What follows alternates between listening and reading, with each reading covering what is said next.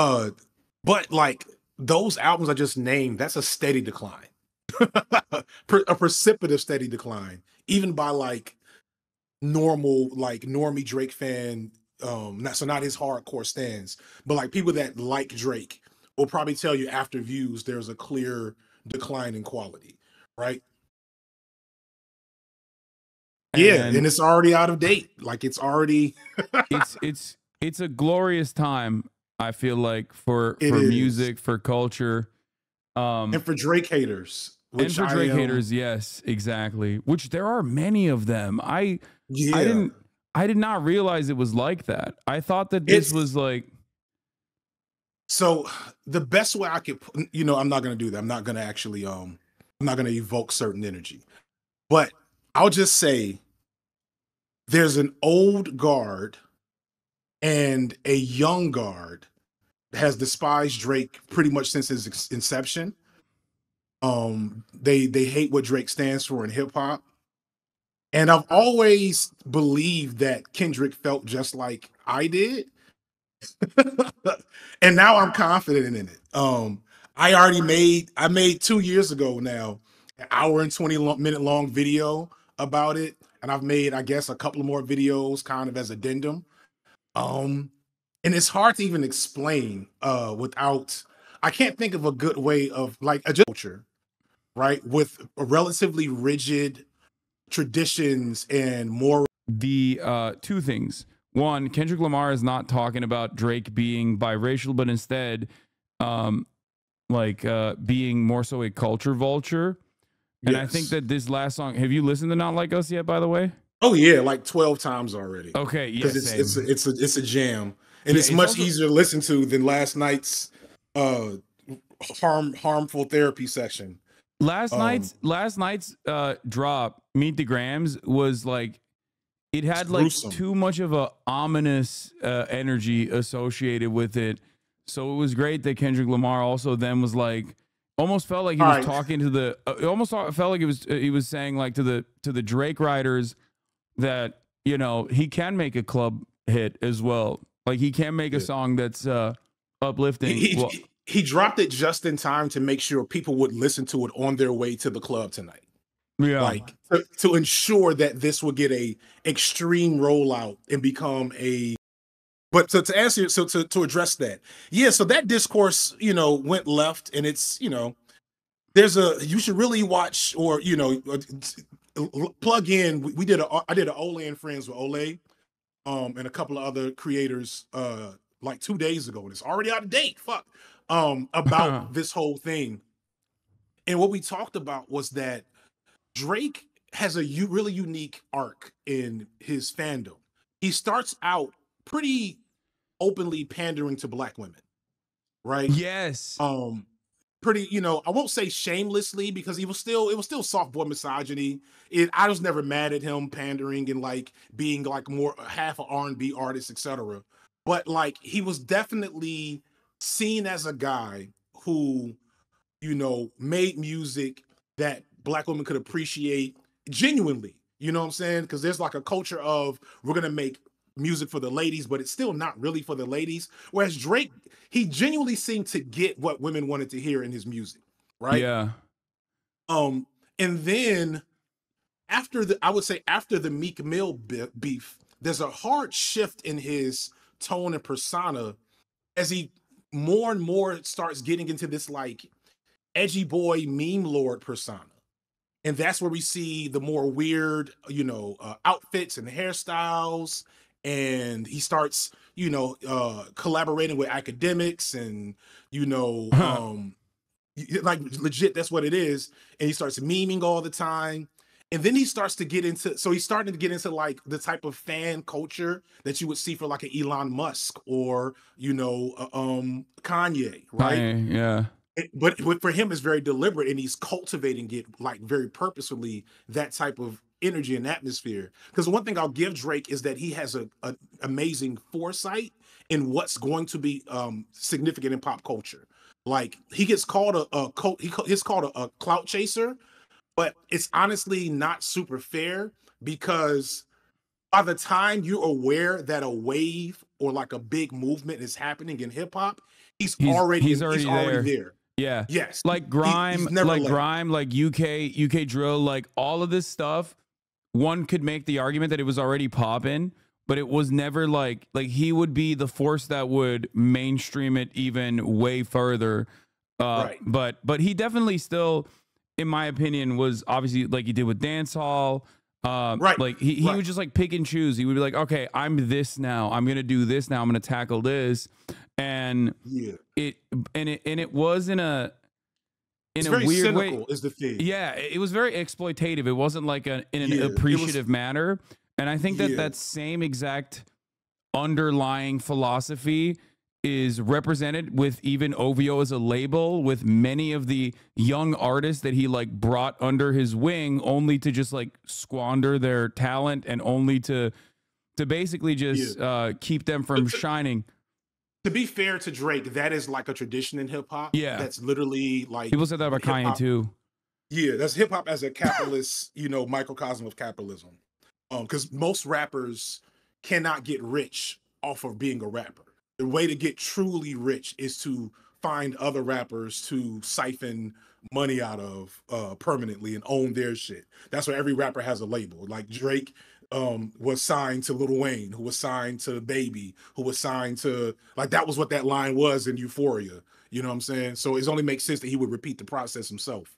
But so to get back to that thing though, right? So there's a great point that we all kind of congealed together in that Olay conversation, which is the meme lord fan base is obviously predominantly white and completely like detached from hip hop, like as a tradition, and not just the culture, but like the traditions and like the standards, etc. It's the Ole Miss frat boys doing monkey sounds at the black lady at the pro-Palestinian protest. Like that is they love Drake. That is the quintessential Drake audience, the Naperville kids, as I like to call them. Yes. Similar structure to like a lot of drill fans as well in general that will love egging on rappers and demanding, like listening to all the DJ Academics drops about Chirac. Right? Exactly. Which is why DJ Academics probably has as white of a fan base as you do, believe it or not. Well, he's in the fan base as well. Apparently, he once told me. He said he watches my videos. yeah. But didn't know you were a socialist, which was really funny. Yeah, I love that. And like challenged you. That was one of the funniest things I've ever seen. Is that like he wanted to caution you. He was like, "Hey, Hasan, you're starting to sound like a socialist, buddy. Yeah. Be careful." In the process of also defending Tory Lanez against the whole Megan Thee Stallion stuff. So that's where the real culture vulture thing comes from, because what Drake does. So Drake's, like we said, is cynical. There's no real heart in his music. There used to be a little bit, but it really left again after that Meek Mill era. And what he does, because his persona is so like vapid and soulless, it's the perfect invitation for a Naperville boy, where you can come in, you could feel black, you can say the N-word, you can, drink and do drugs and get some girls, and you could feel like, we talked about this before, a big part of, not to get too serious for a second, but a big part of how racism works is also like this explicit consumption of blackness. Yeah. It's a double-edged sword for hip hop. Hip hop only exists at the level it does because white people want to consume it and be subsumed in it. And so Drake did that perfectly, because you can't, like, if you're a Naperville boy, you're not really gonna subsume yourself in DMX, right? Yeah. You're not even really gonna subsume yourself in the drill too tough. You want to see them do it, but you're not gonna put yourself in there because it's a distance. But Drake is like, hey, we're really close. We're really close. I think because of his background too, like being Canadian and like growing up with a white family, child actor, upper middle class, like all of that. Well, no, to be fair, like, and I actually want to dispel that, because hip hop has a history of biracial rappers. None of them move like Drake. J. Cole is biracial. J. Cole has a white mother. And nobody talks about J. Cole the way they talk about Drake because of the way Drake behaves and has cultivated his persona and fan base. I meant like his like socio-political development overall in the environment that he grew up in, I think like almost perfectly mirrors like someone who is not like so far off in their experiences from the average Naperville person that they are like impossible to identify with. And I mean, I would even go so far as to say like maybe even early Kanye West like might have had an impact in a similar capacity, because like his background is also like more affluent than someone like Chief Keef, you know what I mean? Like Definitely. the mother is a college professor, like I was also a college professor. yeah, For Kanye, we're talking about.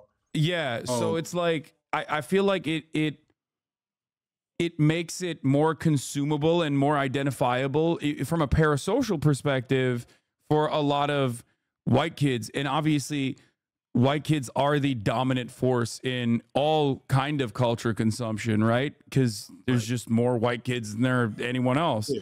So if you want to make money, you got to sell to well, you don't necessarily have to sell to the Naperville boys, but maybe they're, you know, bohemian inner city cousins, or they're, you know, Hicktown cousins. You got to get one of them if you want to make the big bucks. Absolutely. And I think that that's why like that plays a role in like, just like I think Taylor Swift's upbringing, development, her attitude, the way she carries herself and everything she does is like is wildfire for white women in general and the gays.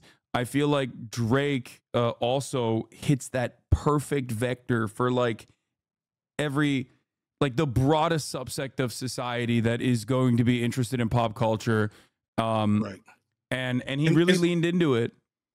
But here's the thing, and here's an important thing. Generally speaking, as a like black artist and black artistry and that history, that's not something that will be critiqued heavily, because it's understood if you are black and you're making a thing and you're trying to be successful, at some point you will have to open yourself up to the consumption habits of a white audience. This is something I've talked about a lot personally. I talk about it with other black creators, and it's kind of like a management of what are you comfortable with? How do you feel? There's certain topics I don't talk about. There's certain topics I wish I never talked about, so on and so forth. The critique though is, especially with hip hop, because hip hop was essentially, well, I will argue that it was the revolutionary aspect of hip hop died as soon as it became a commercial endeavor, but its inception and its energy and its persona, even if it wasn't valid, was still this revolutionary discourse that emerged out of black and brown you know, struggle. And so it has a tradition, even in its most commercial moments. Even someone like Lil Wayne, who's like a MAGA hat goofball now, had songs criticizing the government, criticizing Hurricane Katrina response by George Bush, etc. And Drake has never even been close to that. We may have 2 or 3 bars in the history of Drake's catalog that have in any way been I don't know, resistant to the status quo or addressing, you know, black issues. And so to do that within hip hop is blasphemous. And the fact that he got away with it, to bring it full circle, the fact that he's been the #1 rapper in whatever shape or form for 15 years and has never spoken on black issues for a lot of black consumers of hip hop, especially those who are older, who like have a sense of value to those older ways, it's really galling to kind of see.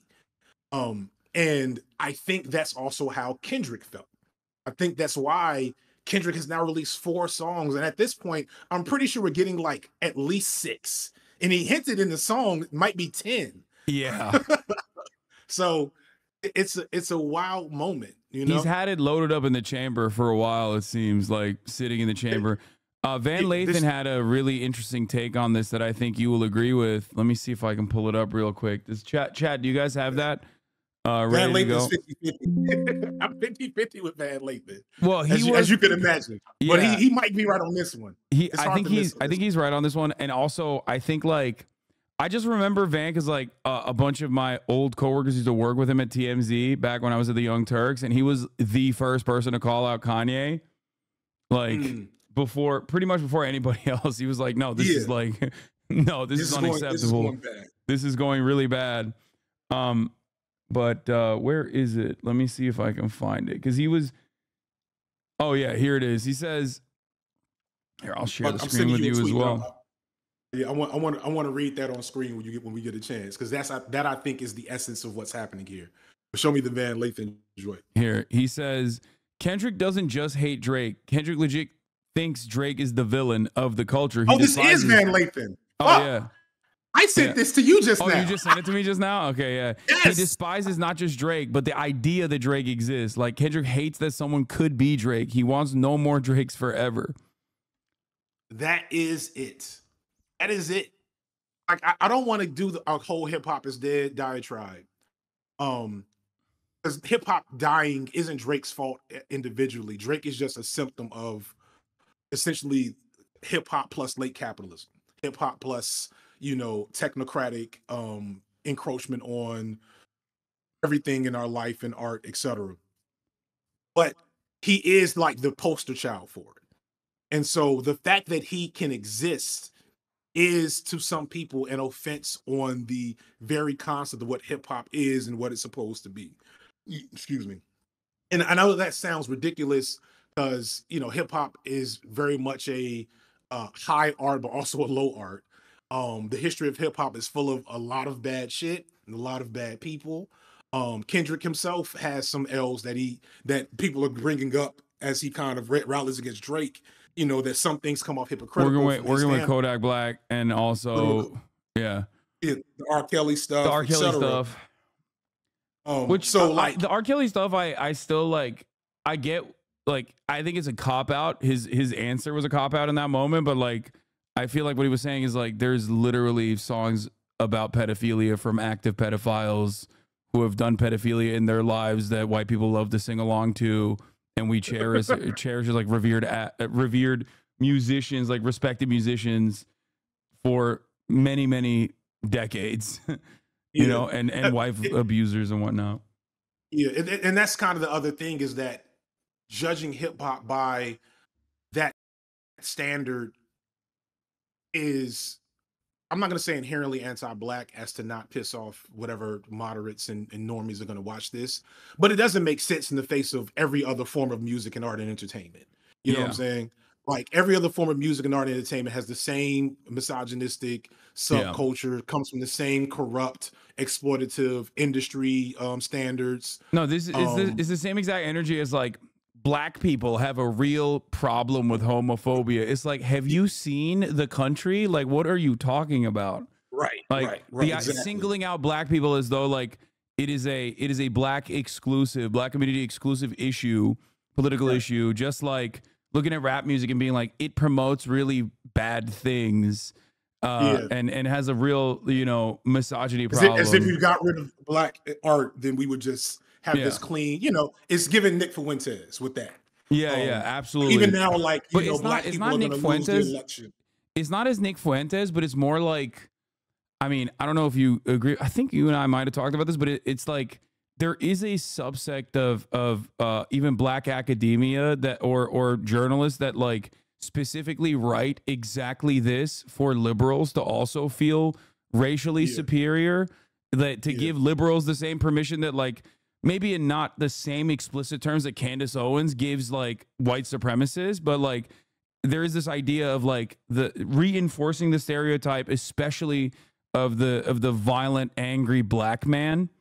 But from the perspective that like liberals, it's also the same reason why we're still dealing with, black men are going to vote Republican this year again. Like, we've dealt with that narrative for every year since Obama. We've dealt with that narrative, and every year it's been proven false. But they still keep bringing it out because it's a hit. It's like pizza to white liberals, for them not to face their own shortcomings, etc. Yeah, it's like 52% of white women voted for Donald Trump and like are voting consistently for Donald Trump. The 8% movement is not going to be all too significant in the grand scheme of things. I do think that there is like, I think that the trend line even shifting in any direction is still significant because it shows the inaction from the Democratic Party. Like, that's my analysis on it, at least. I think that the Democratic Party's like lack of interest in actually offering black people anything is like causing people to actively move away from the Democratic Party, either completely being disillusioned with the political process entirely, or even move in the other direction as well because of the overarching resentment that they feel. But it's still completely insignificant. It's completely marginal in the grand scheme of things, especially when you look at broader trends and what the it's the same shit with like MAGA is the real working class movement narrative. Here, I'll use a broader analysis that's faulty that like liberals will understand. People always say, "Oh, MAGA is the real working class movement," and it's like the Republican Party has always and will always not only openly advocate for the needs of the rich, but also the voter demographics show that like wealthy people still do in higher percentages vote Republican than they vote Democrat. So the notion that like the MAGA Republicans are actually the real working class in America is a faulty one. It's just it's just a minor change. Yeah, my analysis of black voters is that it's been very much candidate based. Like one of the biggest blows to this false narrative last cycle was here in Atlanta with Stacey Abrams, who lost but had a higher percentage of black male voters than any Democratic candidate for anything like in the country. And so like, you know, Obama, like one slick shitty trick I saw CNN pull. Actually, shout out to Van Lathan again. Look at you, Van Lathan. I'm giving you all kinds of coins today. Van Lathan actually was saying similar thing to me right now in this little segment, in that this black man going to vote Republican thing is not really backed up by data or history, and it's kind of some bullshit. He even implicated Russian whatever, which actually like I know they found proof of that. They found proof that Russians have been like I think Tariq Nasheed is a Russian operative. Like that's a theory I'm gonna really? On. If you ask me, I have no proof of this. This is all my slander. God, I love that. But awesome. I think Tariq Nasheed is a Russian operative. I think his entire ADOS FBA movement is some shit that it is definitely reactionary. The ADOS movement is like for sure the separation. Yeah. And so but anyway, but going back to Lathan, and then like what they did to kind of like to, you know, get it over, you know, media trickery. They showed what the black male vote was for Obama and then moved it just to Trump, but they didn't show anything before Obama, right? So what it looked like was a steady decline from Obama to Trump, or from Obama to Biden, I should say, right? And so yes, Obama had record level black male and black voter turnout. But everything before Obama looked exactly as it did pretty much for Biden and Trump. Like that's a blip, outlier on the scale. And then it's all kind of leveled out since the 70s, since the fucking Southern strategy, you know? Yeah. But Obama also won the first time ever for the Democrats, the Cuban vote. So, and it'll never happen again because young Cubans voted for him in overwhelming numbers. So like, I didn't even know that. He was an outlier for so many different things.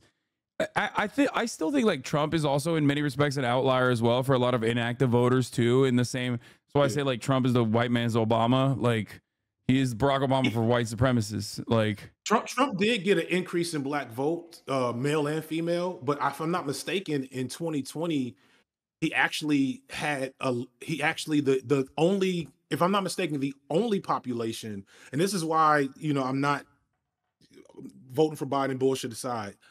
I'm not as fearful of Biden not winning, because the reason why Trump lost last year was because of white moderates. If what I remember reading was correct. No, absolutely.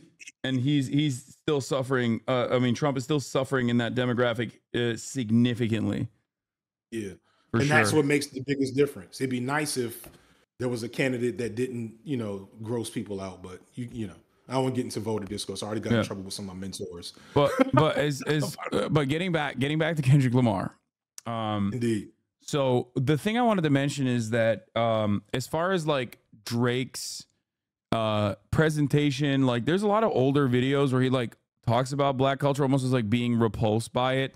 But I don't think that's even what like Kendrick Lamar is showcasing, but instead like how he is a culture vulture or feels insecure about his background, his identity, not because of his white parents, but white parent, but instead about the fact that he was not like he didn't have the same lived experiences that other people have in the space, and beyond that, he's very bitter and insecure about it. Yeah. Which is, go ahead. We'll finish you. Well, no. Well, beyond that, he's also like obviously, you know, picking and choosing.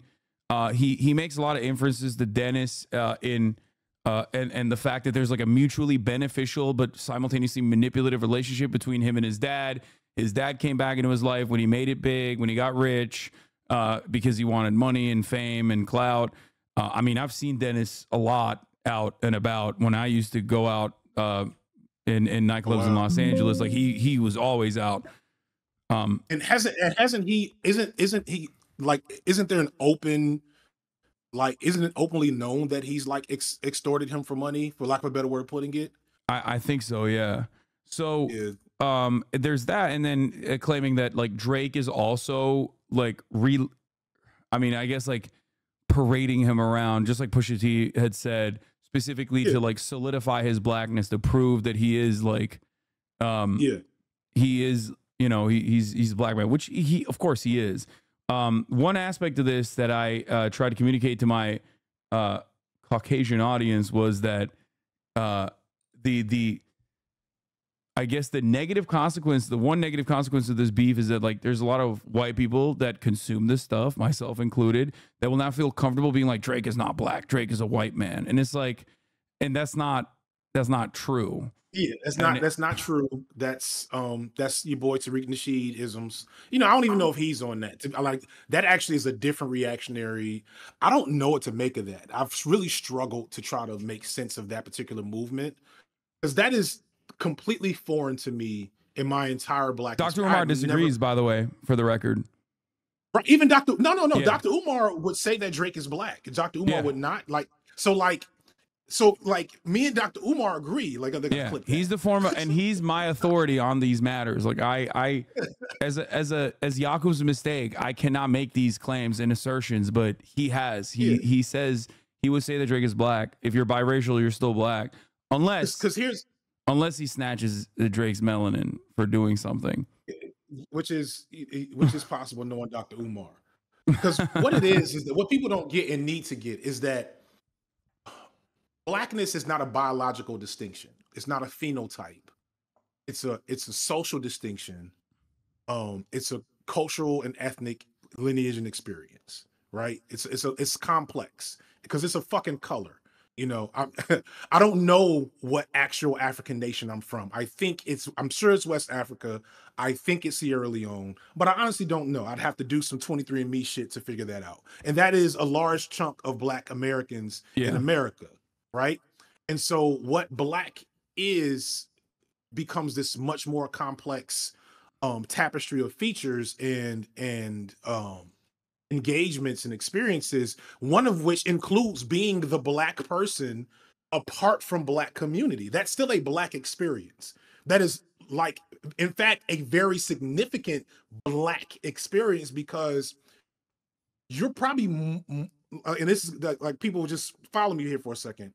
You're more black, not in terms of like, oh, you know, slang and I don't know, fucking eat certain foods and play basketball. You're talking to a lot of people in my chat with that, I think, with this analysis. Yeah, you're more black isn't necessarily you are more engaged with black cultural aesthetics and ideology, but you are experiencing what it means to be black a lot if you are the only black person in your community. If you are a Drake, where you are going into, I believe Drake did come up in a working class. He was like somewhat connected to a working class black immigrant community in Canada, but he went to school and then like obviously did Degrassi, so he was very much apart from that aesthetic as well. And then also because Drake was the child of a black American and not the child of a black immigrant, that was also going to be a disconnect because he's like double minoritized in that situation.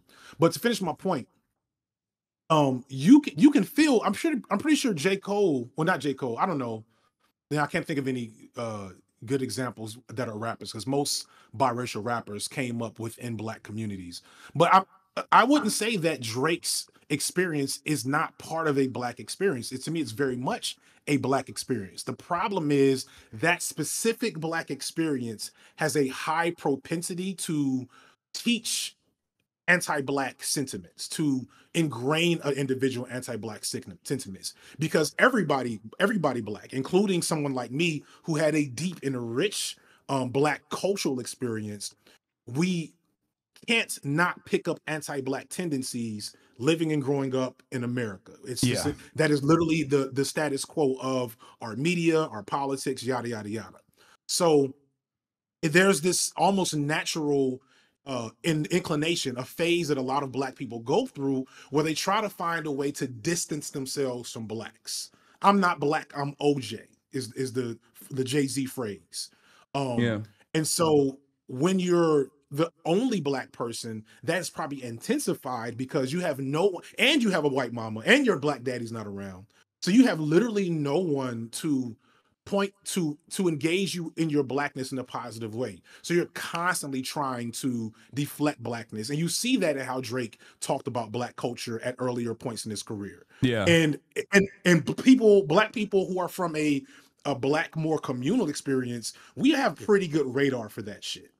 Like, we can catch that pretty much immediately when you have like strong anti-Black tendencies, and we say, "Oh, you one of them," and there's immediate distance, there's immediate pushback, and Drake experienced that. It's like a survival mechanism that is built around, like, at least what I've seen amongst my Black friends that grow up in overwhelmingly Black communities versus my Black friends that have grown up in like white and even sometimes not even like fully white, but just like still brown and white environments, where being like the only Black person in that environment causes like it's like almost like a survival mechanism. It's a different attitude overall, a different way to represent yourself. The collective like survival instinct is inclined, sometimes unfairly, to ostracize those individuals who have that stench on them. You know what I'm saying? It's like, oh, you say the hardy R and you don't realize it. So we kind of see what you're talking doing. About Drake? We're all talking about Drake. Yeah, a lot of I did not know that video existed. It was a shocking video that I saw when he was young. There's a ton of them. When Drake, the most cringe Drake video, let's do a quick Drake cringe fest. Go do Drake Sway freestyle. Well, not just Drake Blackberry freestyle. Drake Blackberry freestyle. This is when he lost everyone, and he should have never recovered from this. Is and it Funk Flex? Funk Flex. Yeah, Funk Flex. Yes, I forgot who the DJ was. Oh my god! So pause. Let me set the stage. Look at him. Look at this fucking dork. Yeah. Yeah, this is. Oh my god! You gotta watch when I bounce, or maybe tomorrow. You gotta watch my dork Drake video. But so is this like the Sprite commercial era where his face opens up? This is the Sprite. Yeah.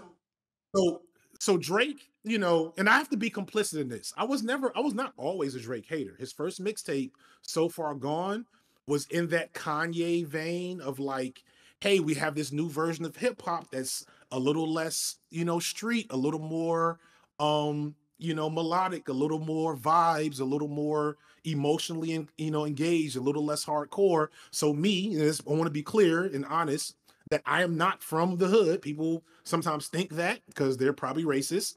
But Black folks can tell when I talk and the way I talk about certain things. And so like there's a generation in the culture of young Black men who didn't quite feel as connected to DMX and Tupac as they did to Kanye and initially Drake, right? So Drake has his first mixtape. He's doing his best he can to get seen. He's getting rejected regularly, but Kanye does his first single that they were just playing. What is that fucking called? Maybe everything, you know, whatever the fuck that is. Yeah. And so now he's here. He's here. He's got a hit single. We at least got to let him ride out this hit single and see what happens. He gets invited to Funk Flex. He's Best I Ever Had is the name of the song. Best I Ever Had. Thank you. He's well spoken. He's light skinned. He is unoffensively Black, which means he's going to get opportunities because they know that he can cross over like he eventually does. So here he is at Funk Flex. And Funk Flex freestyle is like, at the time especially, that is like a rite of passage for, like, if you want to be an elite rapper and taken seriously in the culture, you come to New York, you get on Funk Flex, and you spit some bars, right? Shit! Oh, what the fuck? He did actually Holy fuck shit. Lil Wayne's girl. That's crazy. Wow. That's some deep lore. I know. Which Kendrick addressed. Kendrick brought up in the...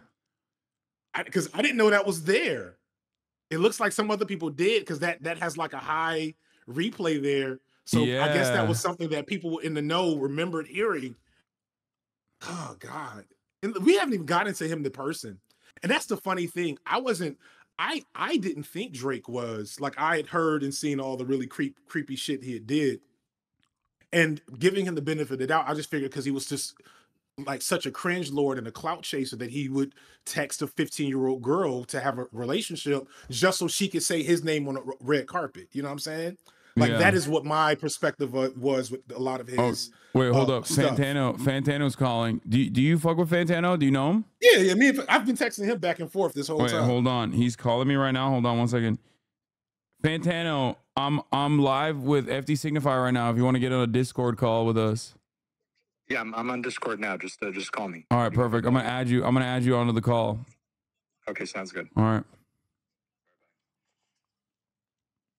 Hold on. Let's do this. Let's bring Anthony Fantano, internet's busiest music nerd, into the fold. Hold on. Add friends to the DM. It might open up another like chat for you on your end, just so you know. Here. Oh yeah, it did. Okay. Hello? Hello? Okay, hello. Hello. Hey, how's it going? Hello. Fantano, do you know how to mirror your camera? Know how to mirror my camera? Like, or you just like virtual camera on OBS, then we can see you as well on the stream? I don't think I know how to do that off the top of my head. Okay, never mind. Wait, what are you calling in from your phone? No, I'm on my desktop. Oh, okay. It sounds like your voice is not coming from your microphone, but something else, like your audio source. Okay, no. I don't have the camera installed. Hold on a second. I can try to. It's just on OBS. It says start virtual camera, stop virtual camera. That's it. But if not, if you have a different, the camera source is not that big of a deal. It's fine. No, I understand. Hold on 1 second. I just clicked on it here and it said I didn't have it installed because I didn't set it up beforehand. Oh, it's all good. That's all. All right. What's going on, Anthony? Here we go. Hold on. Everything's going good. Let me just try to get He's too busy being a music nerd to not know any of the tech stuff. That's what's going on. I'm never on Discord. I'm never on fucking Discord. I'm doing other shit. Voice and video. Here we go. Oh yeah. All right. Here we go. Why does your screen keep making the jack? Am I hearing a jackass noise? Is that? There's background audio coming from something. I don't know what it is. He's like listening to something. Hello, do you hear me good now? Oh yes, perfect. There you go. Yeah. There we go. Perfect. See, I'm not that much of a fucking boomer. Yeah, okay. Perfect. Hold on 1 more second. I think I can finagle another thing here. I'm gonna pull. Oh, it's his sub alerts. I think that's what it is that we're hearing. We were hearing earlier, but we're not anymore. My sub alerts are going crazy right now. Someone said 3 unks on a. You might be a little low. 3 unks on a call. FD, you want to know something devastating? I play basketball all the time in the public course. My favorite thing to do. And the other day, I was playing basketball. There's this kid. He's like 13, I think, right? And he's playing with his dad. And I'm looking at him, and I'm like, okay, that's like, that's the whole ass father, 13-year-old. Like I'm sizing him up as like the unk on the court. We're the same age. And that's when it fucking hit me. I am literally unk status now when I play basketball. Like my whole life, I was usually playing against like older dudes. You know what I mean? And now I'm now officially you are the older dude. I How old am are the you? older dude. I'm 32. Oh yeah, like unk status starts at 30. What the Yeah. fuck are you, Anthony? Holy shit! What is going on? That looks scary. I swear I to God. dressed for his funeral. That looks scary as hell, I dude. I played the funeral march, and then I did an intro, and I did a little bit of a eulogy for the boy, and then we played the track, we ran it back, and then I played it a little bit again, gave some thoughts, and now we're here. Yeah. I think one of the and I'm not putting this on you, Anthony, because I know you're better than me. But I am an OG Drake hater. I'm the anti-academics. I'm an actual academic. Yeah, no, you've definitely been hating him longer than me. Yes, and I hit my power for a while because I didn't like the idea of being known as a Drake hater. I had other shit to say and do, but like it's clearly my moment at the moment. Yeah, So it's your time to shine. I might as well let it be free. I might as well let it go. You know, I feel like, I mean, I'm sure you've like, and you know, no disrespect to the guy. I love this man with all my heart, but I just find it very funny that you know, in the wider world of YouTube music commentary, when we needed him most, Mike Seatown decided to retire from Dead End Hip Hop. Like, you know, he's an OG Drake hater too, you know, but not entirely. He sort of gets, you know, I think he got him kind of early on. But no, I did too. I was just saying, like, So Far Gone era, on into you know, now that was probably it for me. I didn't like the first record too tough. Take Care is like, I understand that to be an amazing R&B, hip hop like moment. I'm not a huge R&B fan. And then after that is my favorite, which is I always forget the name. Never Was the Same. Is that Blue Hair, Blue Clouds? Yeah. So, you know, that's my favorite. I think that's everybody's that has good taste favorite. That's not like it's an most edgelord. people's favorite. My favorite. If you're reading this, is Too Late. It's my that was favorite. what I was pretty much. It's kind of tough Drake. It's kind of tough Drake. I do kind of like the tough Drake mixtape. Yeah, that was it for me. That was when I started being loud and proud with my Drake hate. I was like, all right, he's successful enough. For me, that was a rare instance of Drake enjoyment. Like up until that point, most people were sort of, I had been classified as a Drake hater pretty early on. Take Care I was underwhelmed by. I didn't even really do a formal review of his first album, I don't think. I think I gave Nothing Was the Same a 5. A lot of his albums kind of range from like 5 and below, 6 and below. You know, honestly, Nevermind has got to be the worst.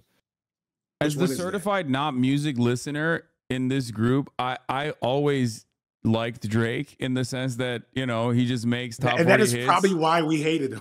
Yeah, exactly. Like for me, I was like, and still am to this day, I'll just be like, yeah, it's Drake. Cool. Like I have no issue whatsoever. I just always personally did not like his behavior in general. I always thought he was corny, but I undeniably was like, yeah, no, he makes top 40 hits. It's great.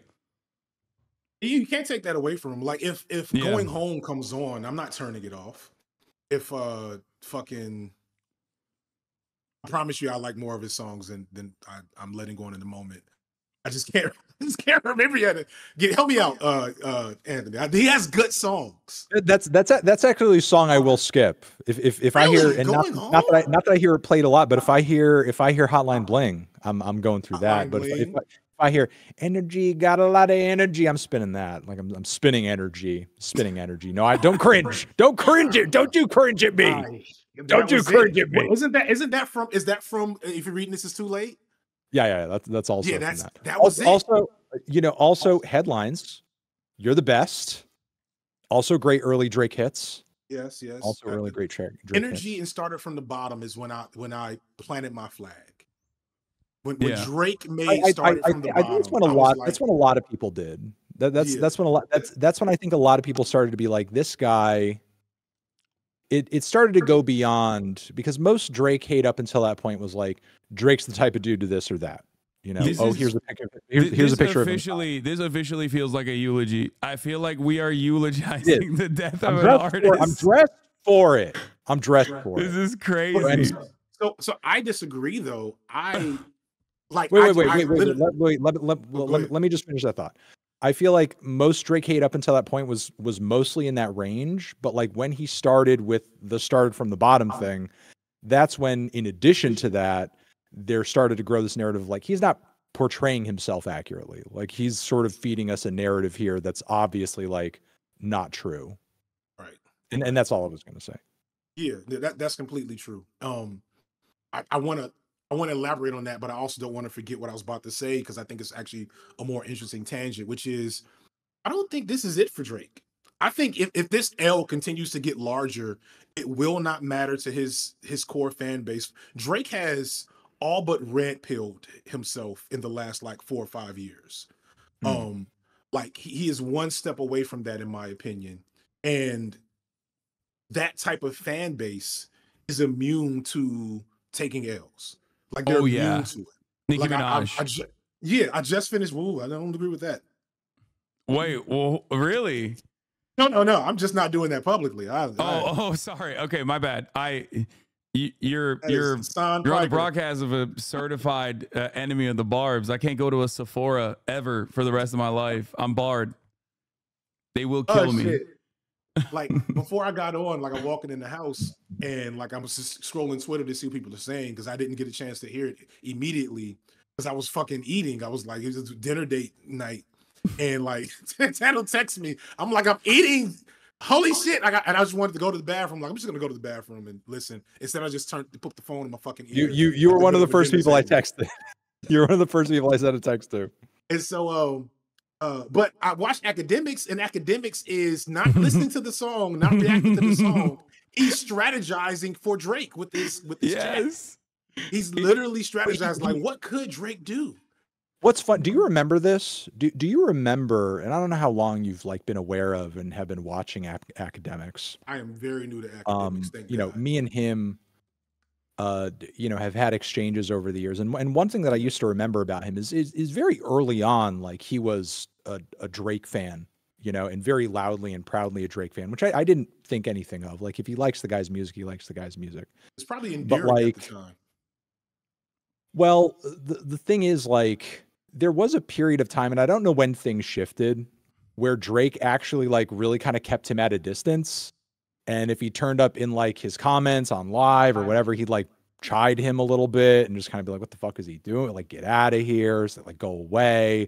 But then there became this point where he like openly embraced him, and he sort of like become his little messenger boy, and is like, oh, tell everyone I'm dropping, get people hyped up, make sure people are excited for this or that. And it's like, I wonder when that kind of shifted, when Drake realized like, I need to sort of like get, these terminally online streamer guys who are basically going to be loyal to me for clout reasons. I need to just basically embrace them and kind of like, use them as kind of a pipeline for positive sentiment toward me. It's probably after you're reading, because after you're reading this is too late. Drake stops being a musician and an artist, in my opinion. He still makes music. He still makes good stuff, but he becomes this really almost really very interesting kind of curator of tastes. I was saying this song when I got here, like if you accuse Drake of being like a wave hopper, that's a little unfair, because he's riding the wave in.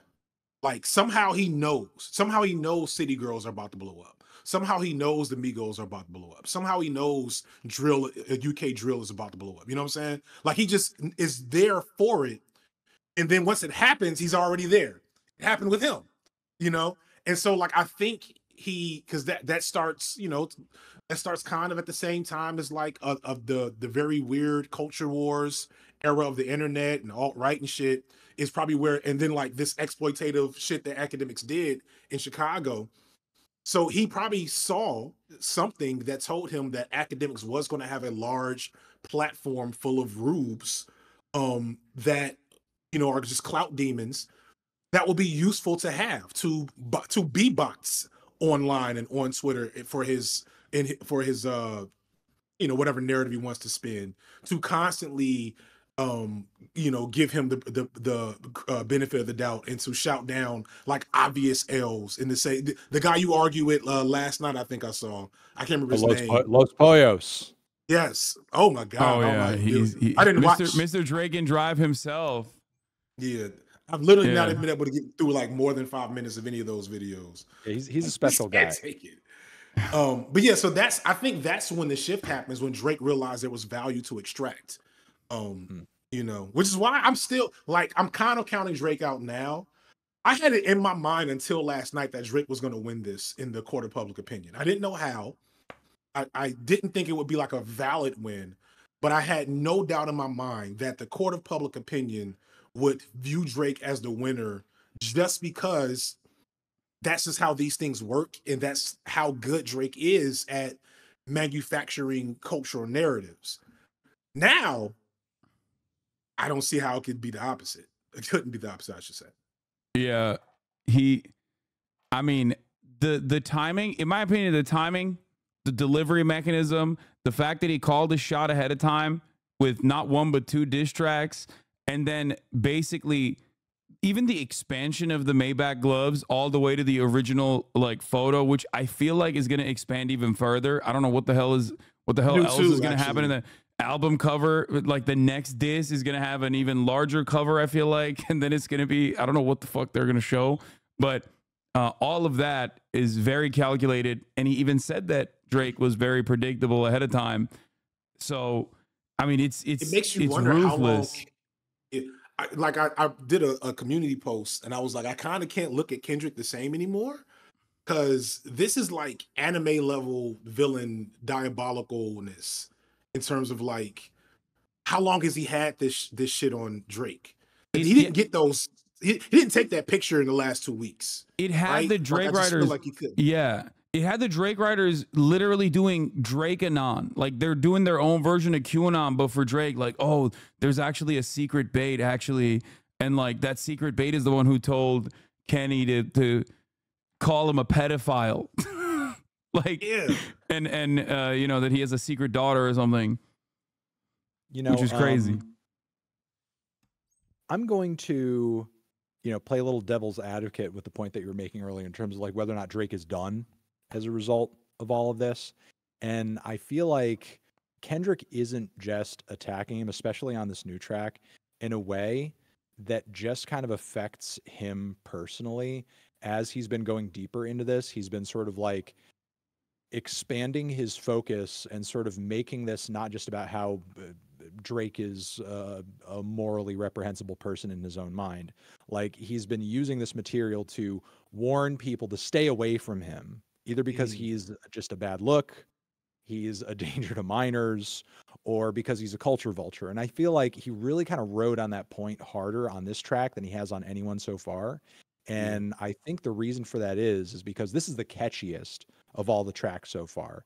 He wants people to be dancing and repeating this track over and over and over and getting that message buried into their heads on this track. And look, I mean, I'll forever never be surprised when it comes to the internet, especially Drake fans. The internet's collective ability to remember shit.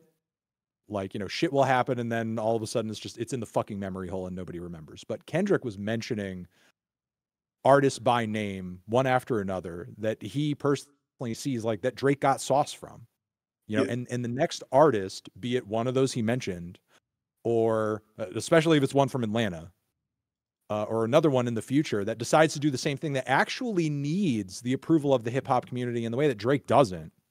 Right. In the way that Drake doesn't, because Drake can do whatever he wants without needing to appeal to the hip hop community necessarily. But if artists are crossing over to meet with him and it ends up being a bad look for them afterwards, that could, and look, there's a number of different ways that Drake appeals to people, but that could at least like kneecap him in one way, because I think Kendrick does make an accurate assessment that like part of Drake's lifeblood is his ability to glom on other artists into certain trends. And if through tracks like this and maybe even further tracks into the future, if he affects Drake's ability to continue doing that because he sort of robs him of that, because Maybe there are less artists who are willing to collaborate. Maybe there are less producers who are willing to collaborate because they're afraid of like being associated with him, at least for a time, because it's kind of embarrassing. And Drake can't keep his momentum up on the next record or the record after that or whatever. He could do some long-term damage. It could do some long-term damage. He's attacking not just his character, but his clout. And Drake's clout has been a key ingredient since Nothing Was the Same is such a cryptic name for an album. And as he said on a couple of bars as well, that clout extends outside of music too. He's literally warning LeBron by name, like right. Stay away, keep the children away. Keep the children away. Like, he's like trying to cut off his ability to get eyes and get access to people on all fronts, not even just in music. Next time he goes to insert team game here and wears their jersey, it's not going to be this type of it's not going to be like the same celebration. It's going to be like oh, there he is. Yeah, and I think we do have synergy there, because I'm just more, I just have so little hope for how the internet responds and the internet's memory. And I know Drake has an army of literal bots, like legit been exposed, mechanical machine learning entities on Twitter, and then like human versions of the same thing. Right. And also like the thing that I've always been fair with Drake is that he is super talented when he wants to be. And that is one question I asked you, Anthony, because like it hit me. Somebody said it hit me. He did 3 albums last year, and you don't remember hardly any of them. And that's like because I think it's because of his gambling addiction. I have been a long I didn't time. even know about that. I have been a long time because he's on Stake, right? And those guys fucking hate me. He's a sponsorship with them. Yeah. So I've been paying attention to the moves that Drake has been making for some time now, and have talked about this extensively, that he got a Stake partnership, like a pretty sizable partnership with an online crypto casino. Famously, it used to be very poppin' on this platform on Twitch, and then some people petitioned and advocated to the harms, like talked about the harms that it represents for children, because it's like unrestricted, unregulated crypto gambling. And then because of the actions of some people, I will not mention who those people are, it got kicked off of Twitch, only for them to create Kick, which I'm sure you've heard of, only being mentioned in the worst ways possible online. They created their own website, basically. Drake streams on it. And for some time now, I've always said, like, he's pumping out albums like he has gambling debt. Like he's doing, have you heard of like Bruno Mars apparently like has a massive problem and like has to perform at MGM like almost every night. And he's like still, even with the millions of dollars that he's getting, he's just like still not able to keep up with his addiction. I feel like Drake is in a similar boat. I would add to that. And, again, I can't speak to any gambling Drake is doing, but like, I mean, I see a bit of a broader, just music-based trend here as well, because the shots that him and Kendrick were kind of throwing at each other back and forth caused me to go back and look at like some of the public postings that there have been for Drake's album deals and his most recent ones, and the way that they're set up with like we're talking like multi-$100 million guarantees for like a certain number of albums, like guaranteed. Like just incentive wise, there's no real like what I want to say would be like a quality barrier or an expectation of reaching a certain level of quality or accessibility in order to get that money when you hand in the record. Like that's set up in such a way where you can hand in fucking anything. You can hand in a playlist and right. You get that money. You could hand in a fucking album where you're doing nothing but like just vocally riffing with auto-tune over dance beats for 10, 12, 13 tracks and not even bother to write fucking lyrics for the record, and you get that money. Like that's not set up for artistic quality. That's just basically a money printing machine. You hand in a shit mediocre album and you get the cash. Like that's going to create a wildly inconsistent discography where you're not really putting in the effort behind a record that you might if you knew like, man, this album's going to make or break me. You know, like the amount of money he's going to make off those albums. He's going to give us a dark fantasy now. Right. Like, He's gonna give us a dark and that's the thing. Like Kanye's fucking reputation was on the fucking skids after 808s and Heartbreak. Like, as much as people love that record, and you know, it's obviously gained a lot of critical acclaim now, but especially because Drake loves that album, and you know that record's influence is still in his music today. Like, Kanye was on the fucking skids after that record. Like, he had a make or break moment, and that album came out of him as a result. And Drake is just at this point where he's just too big to fail. And again, the record company is just printing him money every single time he hands in a project, regardless of quality. And yeah, you know, it's like, maybe if that combines with some kind of gambling issue and he needs the money sooner rather than later, he's going to just hand in whatever, you know? So yeah, I think when you actually look at the guy's deal, and a lot of artists' deals are kind of set up this way these days, especially if labels think that they can kind of like pull a lot of money out of their pocket long term. However, a lot of these deals, these multi-record deals, you know, and you know, guys like NBA YoungBoy have been kind of like muscled into these agreements where they can, you know, it's for a certain amount of albums, but you can only put out so many albums over a certain amount of time, but you got to keep the hype up. So you end up putting out all these mixtapes on the side, and you got to be prolific as possible, and you're on a fucking treadmill to keep up. Like, most of these deals are not as lucrative as the one Drake's been handed. The one Drake has been handed is obviously not going to incentivize him to put out records that are going to last long and that people are going to keep spinning into the future. You know, it just takes up more time. It takes up more resources. And frankly, considering the way things are currently working with Drake and streaming and so on and so forth, it may just be in his best interest that when he comes out with that record every year and a half, every 2 years, that people have mostly forgot the last one so that they're ready to just embrace the new one, you know? So yeah, I think financially he's just pretty much set up to not be making his best work at this point. Yeah. It's almost like when you think about the way we think about Drake's albums, I don't think I wouldn't look them up. So the last 4 albums, we got Scorpion in 2018, Certified Lover Boy, Honestly Nevermind, For All the Dogs, and in between that, you got like, I think, at least one Future collaborative album and a 21 Savage you joint. The 21 Savage collab. Yeah. Yeah, 21 Savage collab. No, so where's the one with Future? What is that one? I don't see that. What a Time to Be Alive was a little earlier than that. Was it? Oh yeah, it's 2015. Why do I think that was anyway? But like those albums I just named, that's a steady decline. A precipitous steady decline, even by like normie Drake fan, not his hardcore stans, but like people that like Drake will probably tell you after Views there's a clear decline in quality, right? And nobody he doesn't kind of get stuck with that narrative, versus you look at a Kendrick and Mr. Morale. I know me and you both love that one. There's a lot of people that don't like it as much. I get why, but like that's looked at as this like huge like blemish on his record because he's only put out major like purposeful projects. Yeah, at least up until now, because I can't wait to see what happens next. A mid album from Kendrick, or an album that Kendrick drops that not everybody is behind, seems like, you know, a little like almost like a bigger L than it actually is, because you're so used to the high quality level that he drops every time. And you know, I agree with you. I think Mr. Morale is great. I just don't think, like, the way that record is set up, it's obviously not made to appeal super wide commercially in the way that Damn was. You know, and Damn is far from my favorite Kendrick project. It might actually be my least favorite, you know, but that's just my personal preference.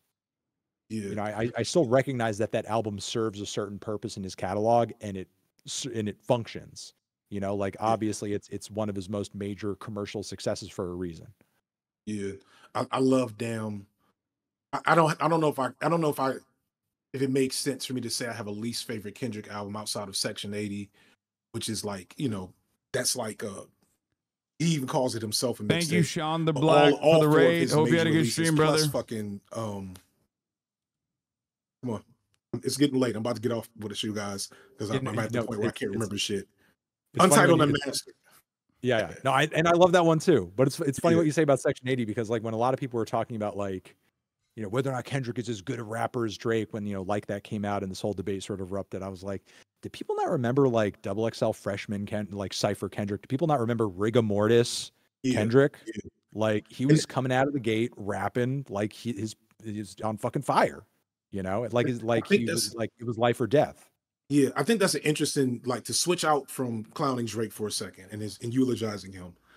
This is a interesting moment for Kendrick, because this is nobody's ever done anything like this, and I thought that this is a possible outcome. I guess I'd maybe underplayed it because I wouldn't have this is what I would have wanted. Maybe not as much last night's project song. I don't know if I really wanted that, but like him kind of like really like dominating Drake and like doing, like planes of hip hop and hip hop like value systems and standards. But if you go back to Kendrick, I remember that double XL freestyle. And I didn't know who he was. I don't remember who else was on that with him, but I remember it getting to him. Who else was on it with him? Who? Kendrick. I don't know if I remember all of them. Kendrick, fucking Yellow Wolf. Yellow Wolf was on there. Fucking Lil B. Lil B was on there. And you know what was actually kind of legendary about that freestyle is Lil B actually kind of tried to the point where there was even a shot of there's a classic shot of Kendrick in that cipher where even he's like I've you could tell he heard Lil B before, and when he actually started fucking spitting, he was like kind of surprised that like Lil B was like holding his own in the cipher. It's a hilarious fucking clip. But it's so clear from that cipher, and this is a theme throughout Kendrick's career, and he wanted to make sure there was no question he was better than everybody else there. Like he wanted it to be blatantly obvious that no one else was competing with him in this rap thing when he got his turn on the cipher. And I remember thinking that. I was like, this dude's way better than any motherfucker I've ever heard in these ciphers. And then, he starts his career with a bang, then another bang. And then Sci-Hi the Prince was on that too. Shout out to him. Oh wow, yeah. We'll come back to that. Well, we're not. I'm about to get off this motherfucker. Sorry, no, keep going. I gotta pee real quick. I'll be back in a second. Yeah, keep going. Hurry up, because I was up till fucking 3 last night, and I don't know how y'all do it. I was until that time too. Yeah, it's fucking ridiculous. But and then you fast forward to Control, right? So he releases 2 critically acclaimed albums. He takes the crown. It's but at that time, my argument from my video was that like the crown, he has to like share it. He's like forced to share the crown with Drake. And so Control happens. And this is why initially I didn't think much of this when Like That happened. I was like, this was cute, but he's done this before. He wants people to know he's the best. He wants to remind people. He pops up every 6 months on a Baby Keem song or a Taylor Swift song, And like, yeah, that's Kendrick in a nutshell. And so like when he did that on Control, and like it's not a diss track, it was a challenge that people like came like, it's like, okay, you got a couple. I think you got Big Crit, Lupe, probably some other people who I can't remember. Those are my favorite artists from the. He mentioned Mac Miller in there too. I think he mentioned ASAP as well. Yeah, but I think Crit, did Mac Miller respond? Big Sean gets mentioned too. Yeah, and so like that is, but I bring Control up because Control is like the same ethos. I don't want anybody to when I'm done being in the spotlight. And Kendrick Lamar says, when I'm done being in the spotlight, I don't want there to be any debate on who was the top rapper of my era. Right. And up until last night, he had not really accomplished that. He accomplished that within the realm of like the culture. Nobody that's a true you go. I don't want to say true hip hop fan because I don't really believe in that term. But like nobody who is in any way connected to a tastemaker or a student or a deep in the culture of hip hop would ever put Drake over Kendrick. But as a whole, this is debatable because Drake is a bigger star and has been a bigger star. So this Machiavellian ruse that he did on Like That has brought us to this moment where he has been able to, as you just pointed out, in numerous ways. That's another thing. we have we have Like That, which is a banger. We get to Euphoria, which is Kendrick in his truest Kendrick bag. Multiple beat switches, 7 different flows, 5 different voices. We get 616, which is another version of Kendrick's bag. Then we get him showing why he's the best writer in the history of hip hop, where he gives us this like horrifying, haunting song that made everybody like the fucking montages of everybody reacting to hearing that song are gonna be with us forever. They're gonna be with us forever. And then he wake up. Then tonight he gives us a club banger. So it's like, no, do not mistake me for anyone else when I'm done, when I'm gone. That is what this is about from a Kendrick perspective. I fucking love it. It makes me happy. And yeah, I mean, in that respect, in that sense, like Drake, you know, while obviously Kendrick has personal issues with him, simultaneously. And this is sort of like, you know, I think also pretty sad and unfortunate for him. He's almost just kind of filling a void and just serving a purpose.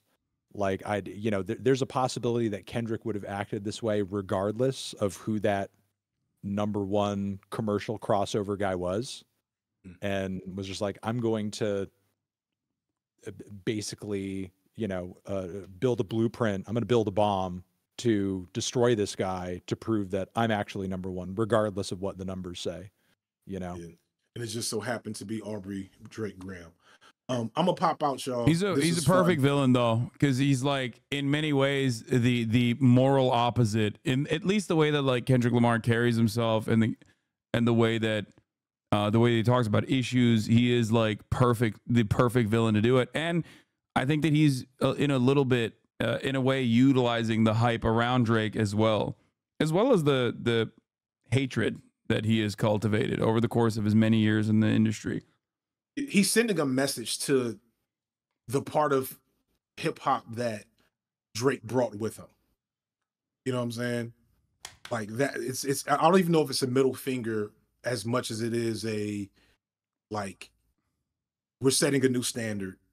Feel free to like get engaged with it, or like, we don't care. Your opinions are no longer valid.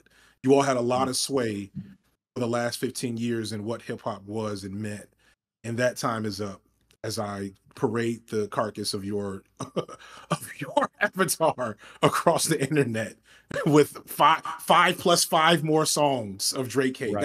This is the new Kendrick album. It's 15 songs of why Drake sucks. I'm out of here, guys. All right, thank you, FD, so much for coming on. FD Signifier, everybody in the chat. We'll spam his link. Yeah. All right, perfect. Dude, listen. As a non-music listener, I had to have somebody who actually listens to music come in, you know, and educate the youth, right, on what the fuck's going on. Because I'm over here. I am only invested in the drama. Like I am not as invested in the music part of this entire process. Honestly, you're not even alone in that. So, you know, like, is there anything still at this point that you're like curious about, or are you sort of like wondering about this whole situation that you feel like on the drama front? Have you seen like seen the drama front, but like, you know, what's the vibe? Why is this happening? Like, you know, or anything. I guess, is there anything that you feel like you're still kind of like wondering about at this point vis-a-vis this whole you know, this whole back and forth? I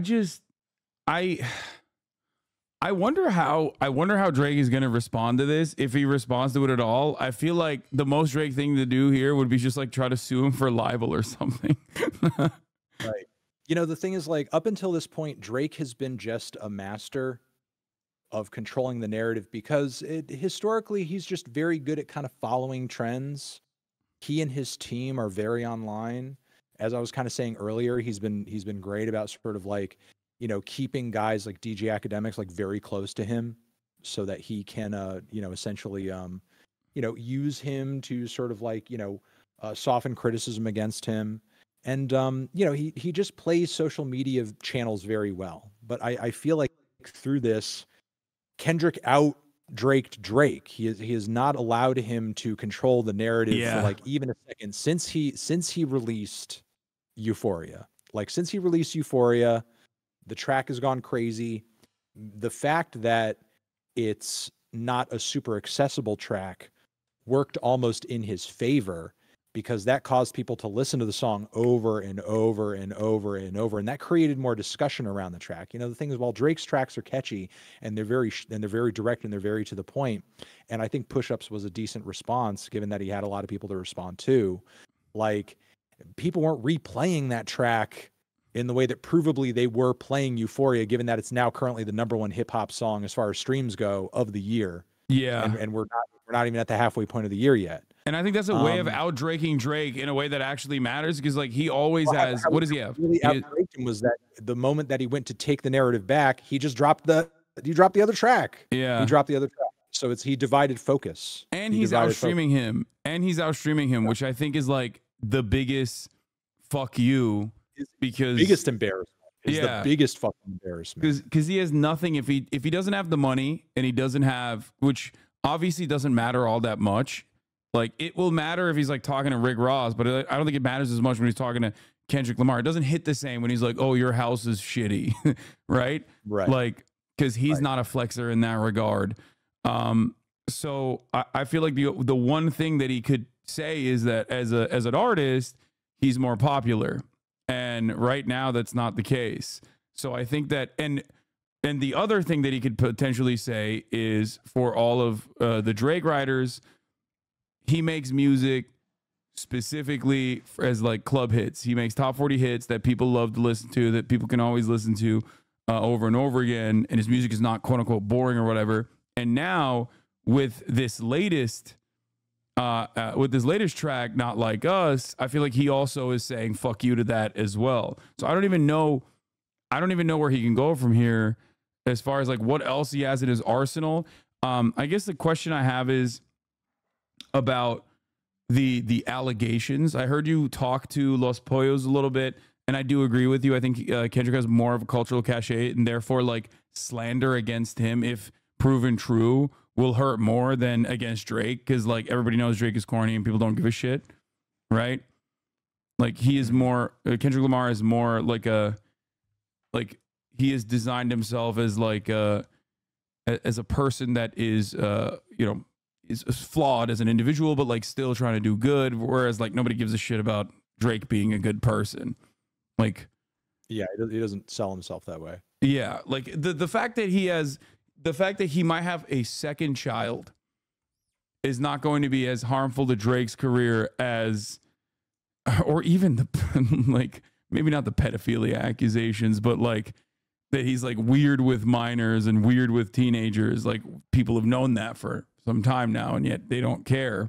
So right, this man is like, DJ Academics is showing his email right now on stream. This entire time while you guys were talking, I've been watching DJ Academics. I don't even know. Email? He just is all DoorDash, bro. Hold on, I'm gonna share the screen so you can see it too. One second. While you're doing that, you know, Kendrick is also kind of like, you know, broadly going after his team as well.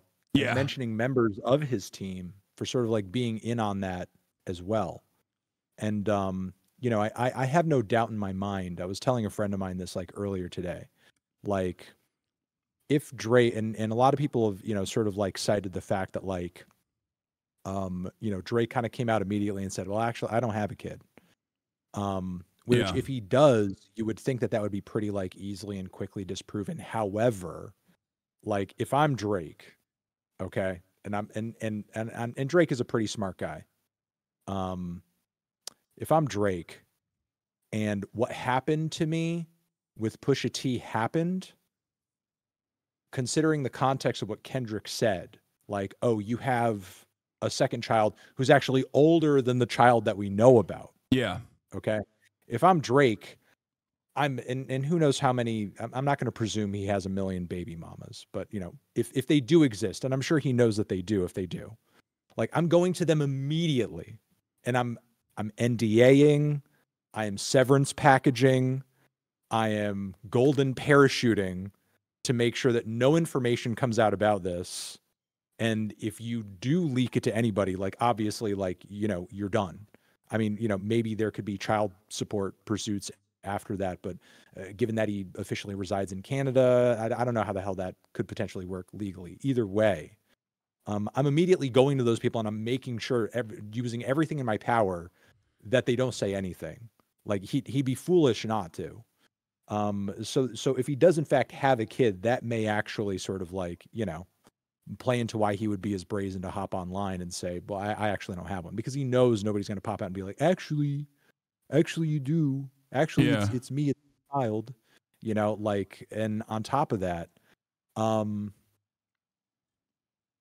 that was awful that was an awful way to respond to that, by the way, in my opinion, what Drake did with the Instagram story of like, I'm just laughing, lol, come on. Oh, wow. And personally, like, I don't necessarily think it's the worst move even for the kid at the end of the day. If Drake did in fact do that, it's maybe even a little admirable on some level, because Adonis, you know, due to the beef with Pusha T, like he really had no choice other than to be in the public eye, like to the world. Yeah. You know, by the internet, in the midst of one of the hottest hip hop beefs, if not the hottest of the 2010s. Yeah, it was awesome. And, you know, if Drake did actually do his due diligence and make sure there were better agreements between him and people he did maybe happen to have a child with at some point, it's probably better for their sake that maybe is possibly the case, because you don't want your second child doxxed, you know, or your third or your fourth or whatever.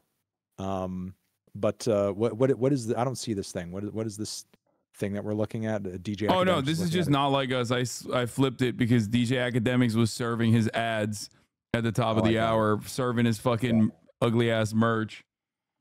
He was showcasing his merch on his broadcast. So I was like, nope, and I clicked away. Someone's saying Adonis is going to drop the next My Man freestyle. You know, if Drake gets Adonis on the next track.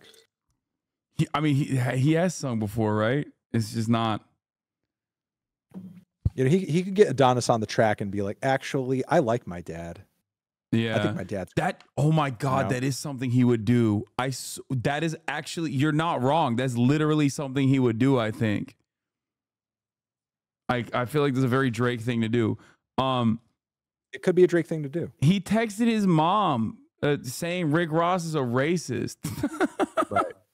Like that was unimaginably corny. But yeah, I think you missed it earlier, but I said Kendrick's gonna get the secret kid on this next one. I don't know about that. That would be ruthless. That would be insane.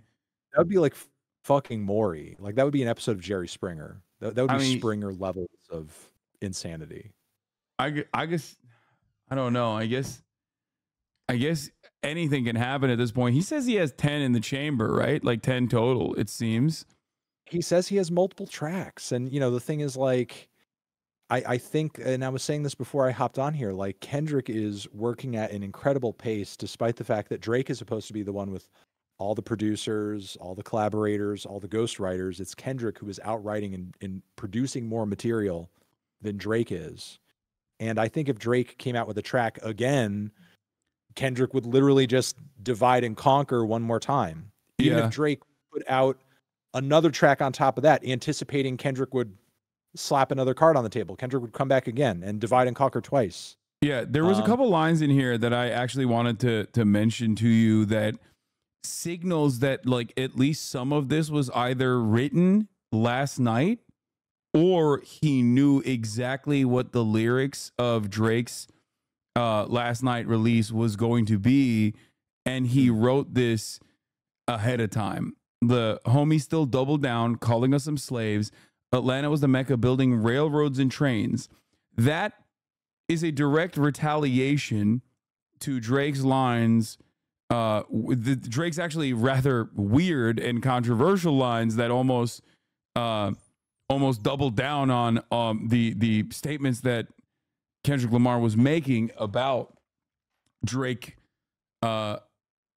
having issues with his black identity, where he basically said like, oh, you're rapping like you're freeing slaves, as though, you know, that was, you know, he was just like minimizing Kendrick Lamar's impact in a way that was like, it almost felt like it was written by a white ghostwriter, you know? And he responded to that. So what I want to ask you is, like, do you think he knew that that line was already in there? I've talked about this on stream and pretty much predicted, like, one of the most obvious things that he could attack Kendrick on, one of the potential sore spots, and I think, you know, this battle is all about sort of like popping the other artist's bubble or ruining the public perception of the other artist, or ruining, you know, how that person looks in the eyes of their audience. And one of the most precious things to Kendrick's public image is that he's progressive, he's woke, he's aware, he's you know, an activist, and you know, that's one of the first things you probably want to go after as Drake. You know, it's like he's not as pro-black as he presents himself to be. He's not as you know, socially minded as he pretends to be. I don't know if you know, he was calling him a fake socialist. He was saying you're a hypocrite. You're rich, but you're a socialist, basically. Like, yeah, I mean, in a way. And you know, I can't speak necessarily to whether or not he knew the exact line and flipped the exact line over, but like, if I'm Kendrick, it's pretty, you know, it's pretty clear. If I can see and comment beforehand on the likelihood that Drake is going to go after that on some level, Kendrick probably sees it coming too. I know, but like I said, homie still doubled down. Calling us some slaves is like a direct reference to something that he like said the night prior. So I feel like, and this track that Kendrick just came out with, it's not, and this is just my first impressions, I guess. It's not as dense with those double, triple, quadruple entendres as, like, you know, Euphoria was.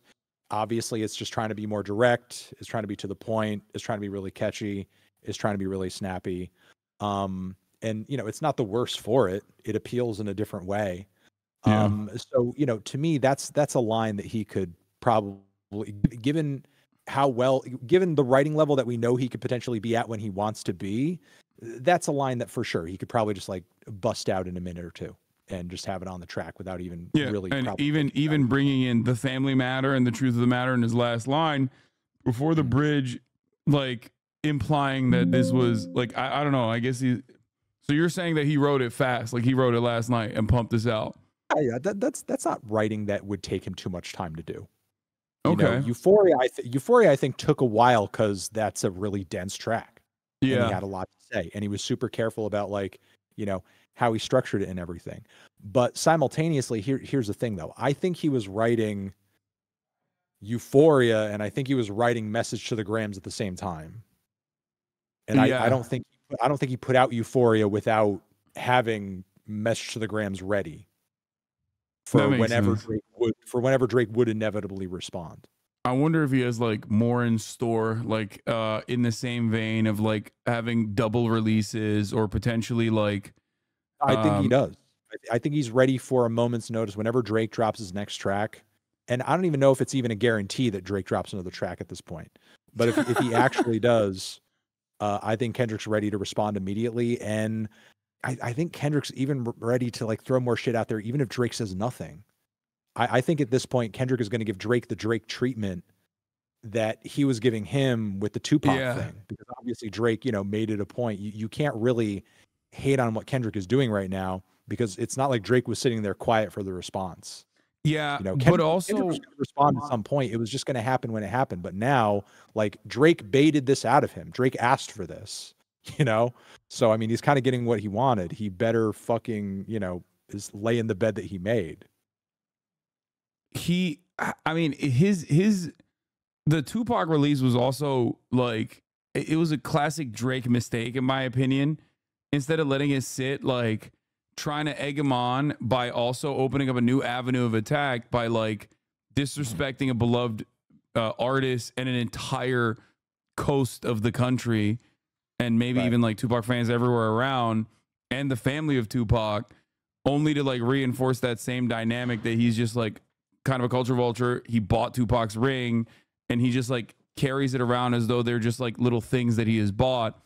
You know, I feel like he's doing to himself what Kendrick is also trying to accomplish here as well, only solidifying Kendrick's position that he is he is just like he is looking at it from the outside and looking at this as simply a commodity to be consumed and something to just like flash around. Very insecure, in a very insecure way.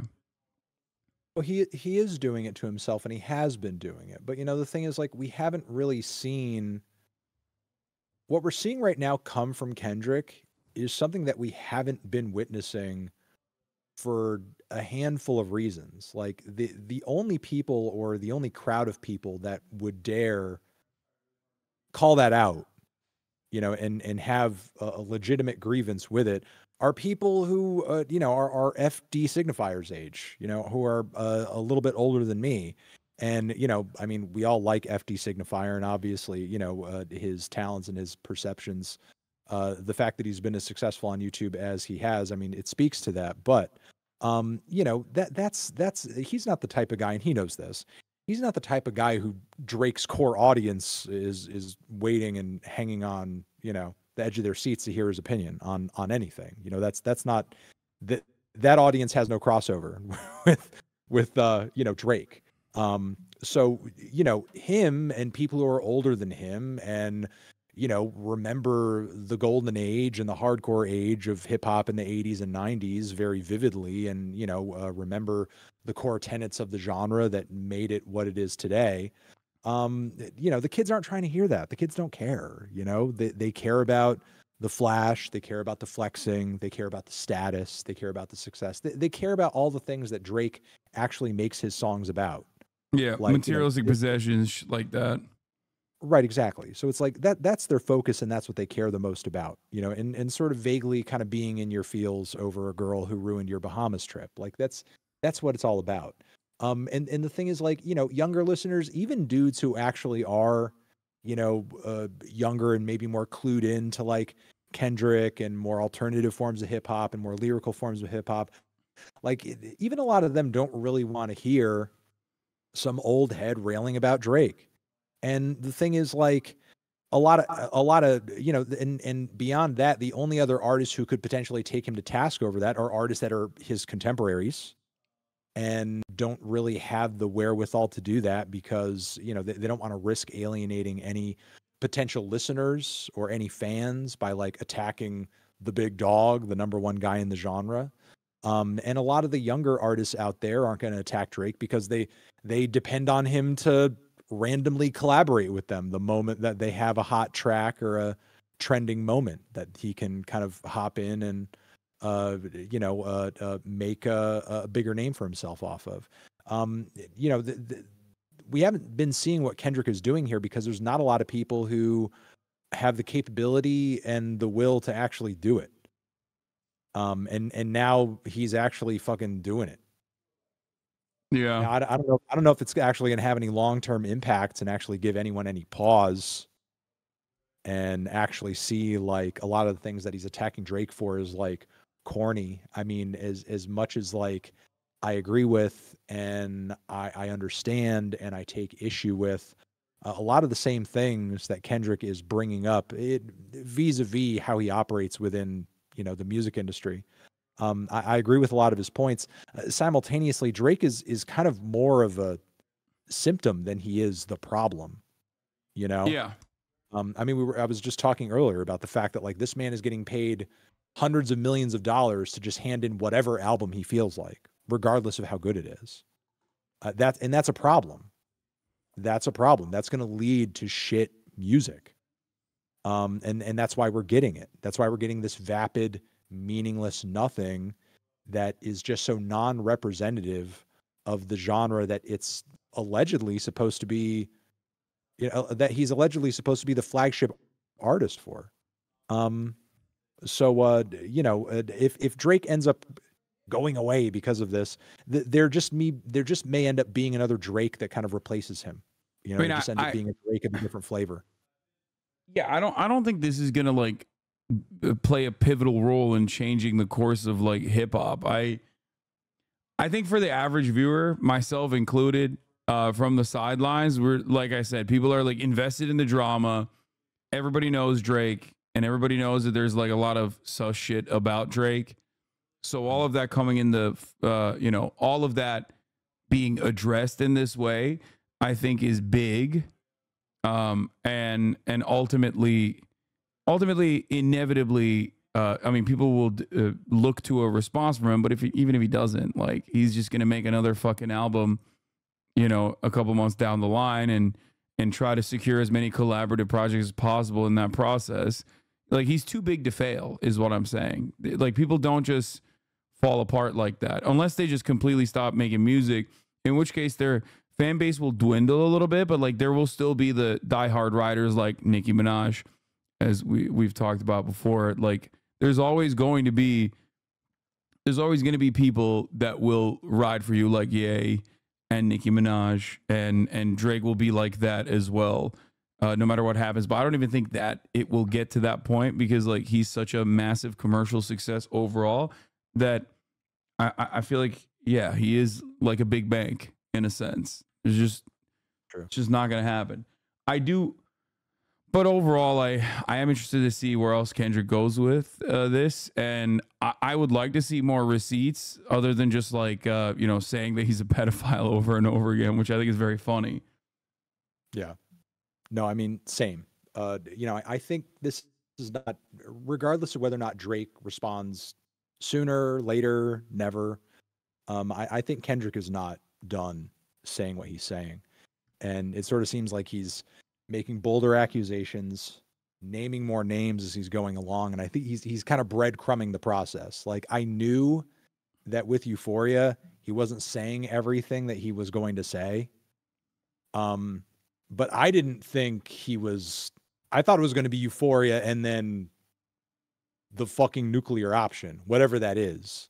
And I don't even know if there's a nuclear option at this point. I think he's actually I think this process, as of right now, how he's kind of like, you know, slowly kind of stepping it and dragging it out, it's kind of like water torture instead. Yeah. I feel like it's kind of like, you know, leaking another track, leaking another track, leaking another track. And the song appeals in a different way.